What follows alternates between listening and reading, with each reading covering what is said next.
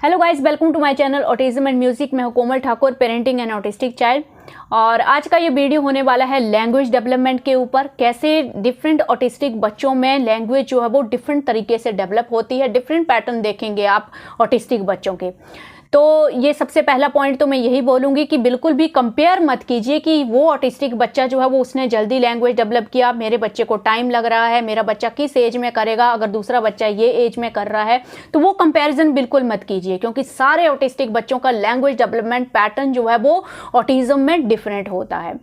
So for example मेरे पास ये comment है जिसके ऊपर मेरा आज का ये वीडियो रहेगा, जहाँ पे पेरेंट्स ये पूछ रहे हैं कि 4 इयर्स की एज में उनका बच्चा जो है वो 2 वर्ड्स 3 वर्ड्स का सेंटेंस बोल पा रहा है, लॉन्ग सेंटेंस भी वो बोल पा रहा है अगर वो प्रॉम्प्ट देंगी या रिपीट करवाएंगी उससे। लेकिन बच्चा खुद से कब बोल पाएगा, तो वो कब होगा, कितने टाइम में होगा, कौन सी एज में होगा, और मैं कैसे उसको उस लेवल पे उसको लेके आऊं। तो ये पॉइंट पे आने से पहले मैं कुछ पॉइंट्स आप लोगों को क्लियर करना चाहती हूँ गाइस। जैसे लैंग्वेज में फर्स्ट फोकस हमारा स्पीच होता है। कुछ पेरेंट्स आपने देखा होगा कि कुछ बच्चों में, कुछ ऑटिस्टिक बच्चों में स्पीच ऑलरेडी होती है। जैसे अर्नब में स्पीच का कोई प्रॉब्लम नहीं था, वो 1 साल 2 साल में राइम्स को रिपीट करता था। तो और कुछ वहीं पे कुछ ऑटिस्टिक बच्चे होते हैं वो 1 साल 2 साल तक उनका स्पीच डेवलप नहीं हो पाता है, यानी कि वो साउंड नहीं निकाल पाते हैं, राइम्स को नहीं गुनगुना पाते हैं। तो पहला गोल तो उन पेरेंट्स के लिए यही होता है कि स्पीच आए, ठीक है। तो यहाँ से आप देखो तो ऐसा भी बिल्कुल नहीं है कि 1 साल 2 साल तक स्पीच बिल्कुल नहीं है, बच्चा नहीं बोल पा रहा है तो आगे भी नहीं बोलेगा। ये मैंने प्रैक्टिकल एग्जांपल देखे हैं, पहले भी मैंने आप लोगों के साथ डिस्कस किया है कि 5-6 ईयर तक फुल चांसेस होते हैं कि 2 साल तक स्पीच अगर नहीं भी है तो भी बाद में बच्चों का स्पीच डेवलप हो जाता है और वो बच्चे लैंग्वेज भी डेवलप करते हैं। तो 5-6 ईयर तक मैं बोल सकती हूँ कि फुल चांसेस रहते हैं। ये तो पहला पॉइंट है स्पीच का, जहाँ पे हमारा फर्स्ट गोल क्या होता है। हमारा फर्स्ट गोल होता है बच्चा हमारे साथ चीज़ों को रिपीट कर सके। तो पहले तो इस पॉइंट पे आपको लेके आना है बच्चे को कि रिपीट कर सके। और वो हम लोग कैसे करते हैं, जैसे हम लोग विजुअल दिखा के, वोकैबुलरी दिखा के, हम लोग जैसे जो भी है हमारे फ्रूट्स हैं, वेजिटेबल हैं, वो रिपीट करवाना सिखाते हैं, आइडेंटिफिकेशन सिखाते हैं उनकी बच्चों को। तो फर्स्ट हमारा गोल वो होता है। और उसके बाद छोटे छोटे सेंटेंसेस, फ्रेज स्पीच पे हम बच्चे को लेके आते हैं, ताकि जो वोकैबुलरी हम लोगों ने बच्चे को सिखाई है उसको बच्चा डेली बेस में यूज़ कर सके। और उसको भी हम लोग कैसे सिखाते हैं, अगेन हमको पता है कि बच्चे को इस ऑब्जेक्ट का नाम पता है, और फिर हम बच्चे को नीड के अकॉर्डिंग सेंटेंसेस बनाना सिखाते हैं। और बच्चे को हम लोग क्या कर रहे हैं, बच्चे को हम लोग नॉलेज भी दे रहे हैं, उसको हम लोग सिखा भी रहे हैं, वोकैबुलरी के ऊपर भी वर्क कर रहे हैं, और साथ साथ में जितना हम लोग सिखा रहे हैं उसी के सहारे हम बच्चे को एक्सप्रेसिव बनाने की कोशिश भी कर रहे हैं, ताकि बच्चा उन चीज़ों को यूज़ करे खुद की नीड को एक्सप्रेस करने के लिए। तो इस तरह से हम लोग लैंग्वेज के ऊपर वर्क करते हैं। तो धीरे धीरे बच्चे जो हैं फ्रेज स्पीच पे आ जाते हैं, यानी कि पानी दे दो, बाहर जाना है, छोटे छोटे सेंटेंसेस एक्सप्रेसिव होने लगते हैं बच्चे। फिर बाद में जब लॉन्ग सेंटेंसेस के ऊपर हम लोग थोड़ा सा फंस जाते हैं वहाँ पे, कि अब बच्चा जो है वो लॉन्ग सेंटेंसेस को जो वो हमारे साथ तो रिपीट कर पा रहा है लेकिन खुद से क्यों नहीं बोल पा रहा है, उस लेवल पे हम बच्चे को कैसे लेके आएंगे। तो उसके लिए आपके पास 2 सोर्स हैं। फर्स्ट, आप स्टोरी बुक यूज़ करो। सेकंड, आप अपने बच्चे के जो डेली रूटीन के, कहीं भी आप घूमने जा रहे हो, कहीं भी जा रहे हो, तो छोटे छोटे वीडियो क्लिप्स आप बना के रखो। तो ये 2 सोर्स हैं आपके पास। अगेन हम लोग विजुअल का ही हेल्प लेंगे। यहाँ पे क्या होता है ना, शुरू में बच्चों की मेमोरी जो है ना वो वीक होती है, उसके ऊपर भी हम लोगों को काम करना पड़ता है। लाइक अगर कुछ भी बच्चे ने देखा है या उसका जो डेली रूटीन है उसको याद करके, रिमाइंड करके, रिकॉल करके उसको शब्दों में एक्सप्रेस करना, वर्बली एक्सप्रेस करना, ये चीज़ थोड़ी सी बच्चे के लिए डिफिकल्ट होती है। तो इसके लिए हम लोगों को क्या करना पड़ता है, इसको हम लोगों को स्टिमुलेट करना पड़ता है, थोड़ा सा पुशअप करना पड़ता है हम लोगों को। तो ब्रेन में जो है वो उस तरह का स्टिमुलेशन हम लोगों को देना पड़ता है। तो वो हम लोग कैसे देंगे, स्टोरी बुक से, या फिर मैंने आपको बोला मैंने दोनों ही मेथड यूज़ किए थे, स्टोरी बुक्स भी और वीडियो क्लिप्स भी। तो वीडियो क्लिप्स में क्या होता था कि अर्नब को इंटरेस्ट बहुत अच्छा आता था, क्योंकि उसमें से जब मैं उसको ब्रीफिंग करना सिखाती थी तो वो इजीली समझ पाता था, इजीली कनेक्ट कर पाता था, क्योंकि उसमें जो मेन किरदार होता था वो अर्नब ही होता था। सराउंडिंग जो है उससे भी वो अवेयर है, तो उस तरीके से उसको सीखने में ज़्यादा टाइम नहीं लगा था। तो इस तरह से आप कर सकते हैं।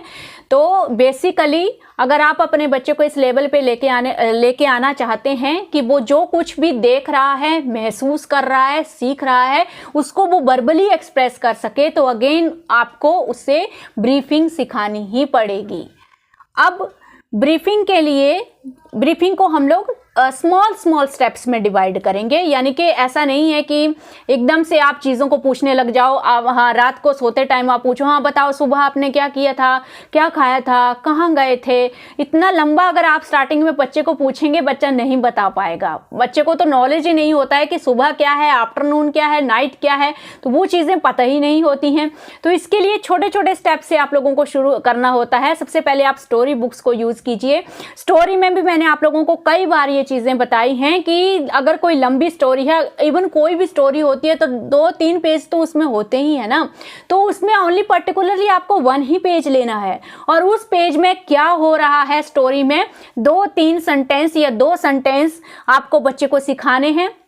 उसको आप सिखाइए, रिपीट करवाइए कि हाँ ये जंगल है, जंगल में कौन रहता है, जंगल में एलिफेंट रहता है और एलिफेंट क्या खा रहा है, एलिफेंट लीव्स खा रहा है। अगर ऐसी इस तरह की कोई स्टोरी है, जनरली जो एनिमल स्टोरीज होती हैं वो हमारे ऑटिस्टिक बच्चों को ज़्यादा इंटरेस्टिंग भी लगती हैं और समझ में भी आती हैं। तो मैं रेकमेंड करूँगी कि शुरू में आप एनिमल स्टोरीज को यूज़ कीजिए। तो सिर्फ 2 ही सेंटेंस लेंगे, उसको बार बार हम लोग रिपीट करवाएंगे और फिर बच्चे को बोलेंगे कि अभी आप बताओ कि इसमें क्या हो रहा है। ठीक है, तो फिर धीरे धीरे आपको 2-3 दिन में आप देखोगे बच्चा खुद भी उसको एक्सप्रेस करने लगेगा। तो हमारा अल्टीमेट गोल ये है कि बच्चा 2 या 3 सेंटेंसेस को बिना आपके प्रॉम्प्ट के पेज में देखे हाँ क्या हो रहा है। आप चाहें तो आप थोड़ा सा फिंगर से प्रॉम्प्ट कर सकते हैं कि हाँ यहाँ क्या है, ये क्या है, क्वेश्चनिंग पूछ के, और फिर उसको पूरी तरह से बच्चा जो है वो उन 2-3 सेंटेंस को सीक्वेंस में रिकॉल करके बोल सके। तो इस तरह से क्या हो रहा है, उसके अंदर वो कैपेसिटी बिल्डअप हो रही है। चीज़ों को जो विजुअल देखा है उसको वर्बली एक्सप्रेस करना और 2-3 सेंटेंसेस को याद रख पाना। तो वो कैपेसिटी धीरे धीरे आप बच्चे में डेवलप करेंगे। तो इसी तरह से जब आप घूम के आ रहे हैं, बाहर से आ रहे हैं कहीं भी, तो अगेन आपको बच्चे को घर में बिठाना है और फिर बोलना है देखो आज हम कहाँ गए थे, आज हम बाशी गए थे। हम कहाँ गए थे, आज हम बाशी गए थे। फिर बाशी में आपने क्या किया, बाशी में आप बाइक में बैठे थे, आप रिकॉल करेंगे। और अगर साथ में आपने वीडियो क्लिप बनाई है तो और भी अच्छा है। बच्चे को देख के आप पूछ सकते हैं, देख के समझा सकते हैं।